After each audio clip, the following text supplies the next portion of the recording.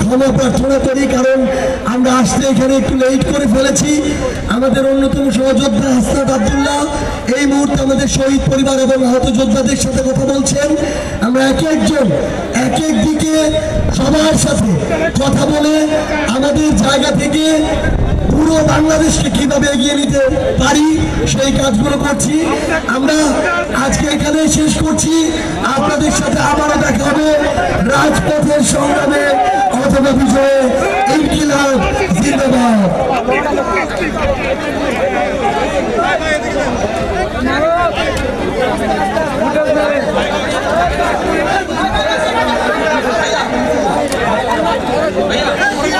Monas.